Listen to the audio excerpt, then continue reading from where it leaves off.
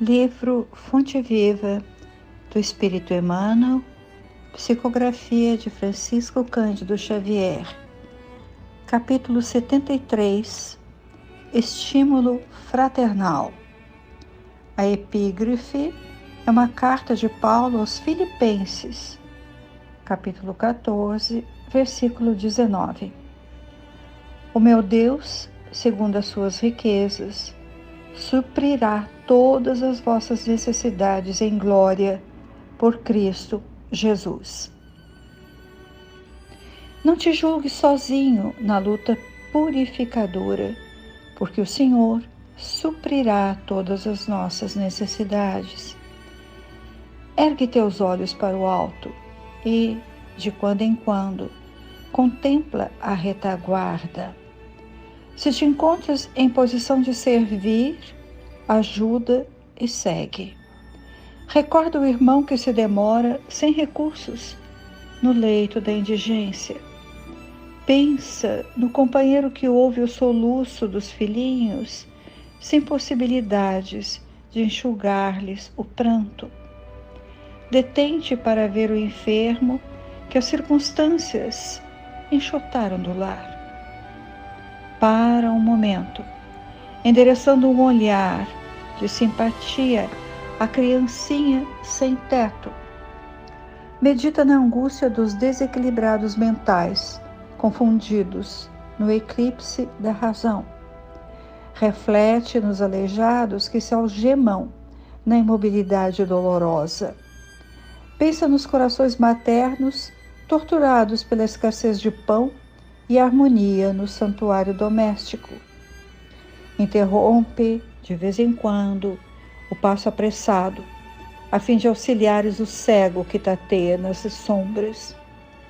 É possível, então, que a tua própria dor desapareça aos teus olhos. Se tens braços para ajudar a cabeça habilitada a refletir no bem dos semelhantes, és realmente superior a um rei que possuísse um mundo de moedas preciosas, sem coragem de amparar a ninguém.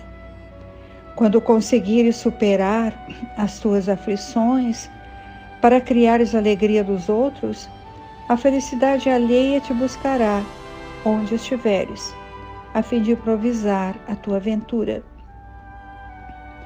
Que a enfermidade e a tristeza nunca te impeçam a jornada. É preferível que a morte nos surpreenda em serviço a esperarmos por ela numa poltrona de luxo. Acende, meu irmão, nova chama de estímulo no centro de tua alma e segue além. Seu anjo da fraternidade para os que te seguem, dominados de aflição, ignorância e padecimento.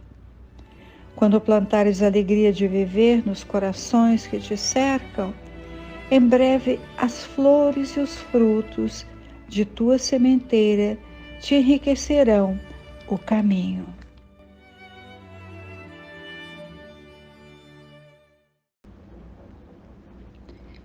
No capítulo 72, na semana passada, a carta aos Coríntios, nós lembramos rapidamente que Paulo tinha uma ligação emocional com a cidade de Corinto, pela presença de Abigail, de Estevão, mas que também tinha relações profundas com outras igrejas. Então, naquele momento, semana passada, nós exemplificamos com os filipenses. E agora nós vemos que Emmanuel encaminha ao capítulo dos Coríntios a carta aos Filipenses. Porque lembranças gratas, agradecidas com os filipenses, pela receptividade das mulheres, dos adolescentes, das crianças, quando Paulo falava na praça. Não havia sinagoga naquele lugar. Os judeus não haviam se instalado lá. E, simplesmente, Paulo e Silas e Lucas e Timóteo estavam em outras atividades. Então, por ter eles sido recolhidos na casa de Lídia, uma viúva abastada em Filipos. A trajetória de Paulo, falando de Jesus, não tinha um planejamento anterior por parte dele. Paulo seguia as intuições, as orientações que o plano espiritual, através de Estevão, e que ele fielmente cumpria. Por isso podemos pensar como os missionários se dirigem a Filipos, no nordeste da Grécia, para a Macedônia. Filipos, uma cidade macedônica, ali estava distante de onde eles se encontravam no momento. Vamos ver alguns fatos numa ordem cronológica. O adolescente Timóteo, filho espiritual do Paulo, como sabemos, um gentil aos olhos dos judeus, porque ele nascera em Listra. E Timóteo submete-se à circuncisão em Jerusalém, para que não houvesse dificuldades que eram impostas pelos judeus quando alguém tentava acompanhar Paulo nas viagens missionárias, também nas tarefas apostólicas. Então, Paulo, Silas e Timóteo rumaram primeiro para Antioquia, visitando na viagem pequenas aldeias da região.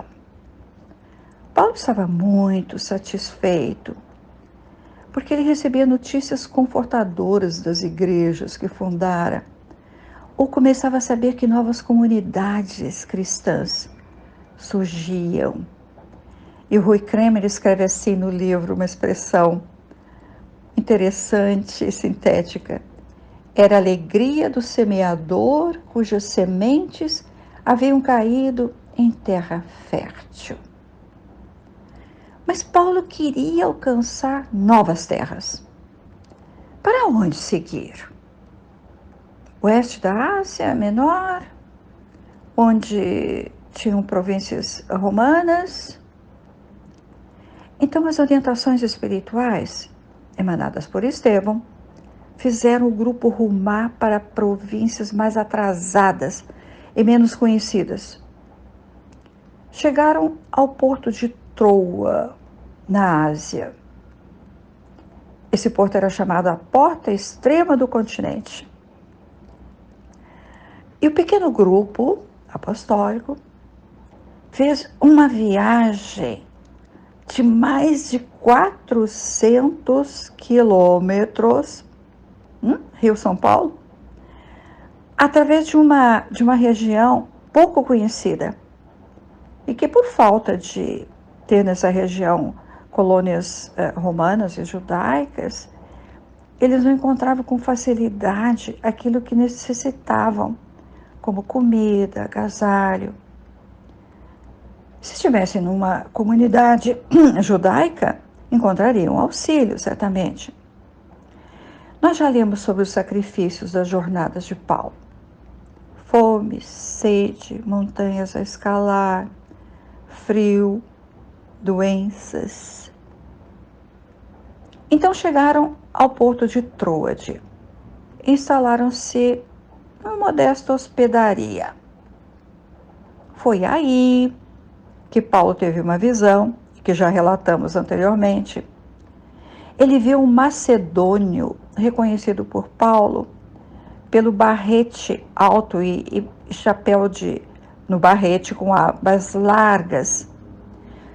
E o macedônio estende o braço e diz: passa a Macedônia e ajuda-nos.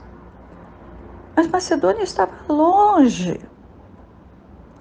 Essa descrição do macedônio está em Atos dos Apóstolos. E os fatos se encadeiam.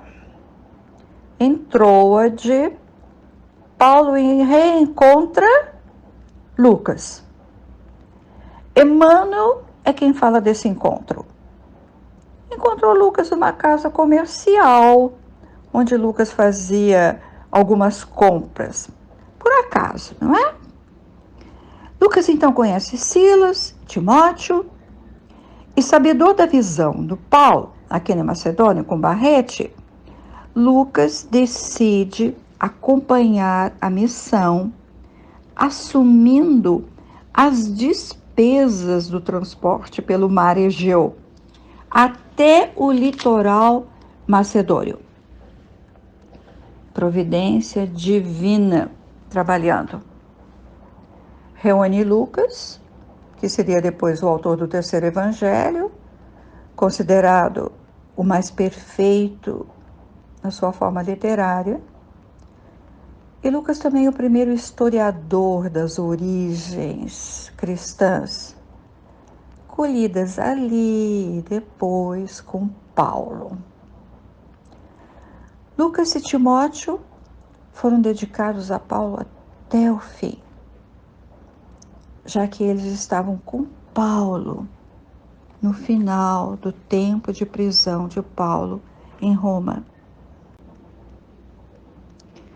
Assim, aportou o grupo na Macedônia. O navio deixou-os em Neápolis, que era o porto de Filipos. E Filipos era assim umas 3 léguas para o interior.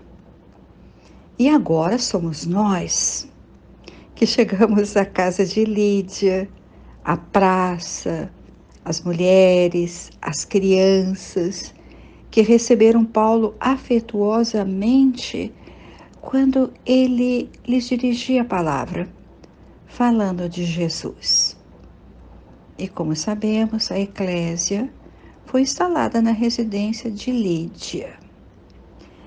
Filipos foi a única cidade da qual Paulo saiu em paz com as autoridades locais. Estabeleceu-se então o sentimento de fraternidade e afetividade entre Paulo e os filipenses. Então percebemos assim, quando neste capítulo 4, que é o último capítulo da carta aos Filipenses, quando Paulo agradece os dons recebidos e faz as saudações finais, onde está o versículo 19, em epígrafe que lemos. O meu Deus, seguindo as suas riquezas, suprirá todas as vossas necessidades em glória por Cristo Jesus. E antes de saudar a todos em despedida,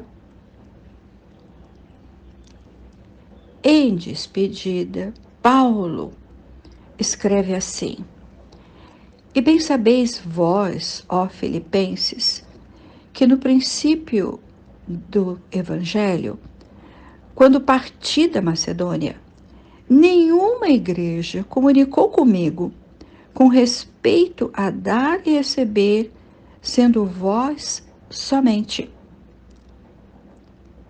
E o versículo anterior, o 13, sei que todos aqui do grupo vão relembrar dessa frase, desse versículo. Está aí na carta aos Filipenses. Tudo posso naquele que me fortalece. Em outras traduções podemos encontrar assim: posso todas as coisas naquele que me fortalece. Emmanuel, no texto de Fonte Viva, nos diz que assim como Paulo não estava sozinho na luta purificadora, nós não nos podemos julgar sozinhos em nossas lutas, porque o Senhor suprirá todas as nossas necessidades. Paulo assim crê firmemente. E nós? O que entendemos por necessidades a serem supridas.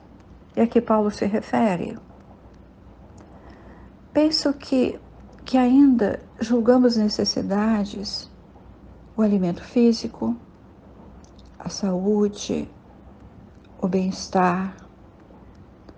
Sim, eles são necessários para a conservação do corpo material. Um instrumento que é ainda grosseiro para que o espírito, nosso espírito, se manifeste num planeta ainda atrasado espiritualmente. O alimento, a saúde, são elementos decorrentes, consequências de nosso estado evolutivo. O suprimento destas necessidades faz parte de nosso ciclo evolutivo. Assim, o alimento e a enfermidade podem ser reações das ações que praticamos. Como cuidamos antes e agora deste corpo, que é um instrumento de comunicação? Nesse momento da reflexão, que nem sempre é bem traduzida aqui em palavras, lembro de uma mensagem de Sheila, lá nos anos 80. Sheila disse: se não tiverem 1 quilo de feijão para oferecer, acolham, falem de Jesus. Será esta a necessidade essencial, a necessidade primeira a que Paulo se refere? O alimento espiritual para quem recebe e para quem oferece será o essencial. O destinatário do alimento espiritual poderá alimentar-se agora ou mais tarde. E aquele que oferece sabe oferecer? Ele entende a dor do irmão sem recursos para alimentar os filhinhos? Entende a dor do aleijado, do doente mental? Sabe, sim, já sabe que a dor do outro agora é consequência do desequilíbrio passado. Mas o Pai supre as necessidades segundo as suas riquezas. Ou tentamos dizer, segundo as suas leis imutáveis. E a nossa fome e nossas doenças físicas serão superadas, supridas, quando plantarmos a alegria de viver nos corações que nos cercam. Quando nossa alma sentir intensamente o versículo de Paulo: tudo posso naquele que me fortalece. Penso que Deus suprirá, desde que sejamos vasos receptivos. Muito a refletir nessa carta, não é?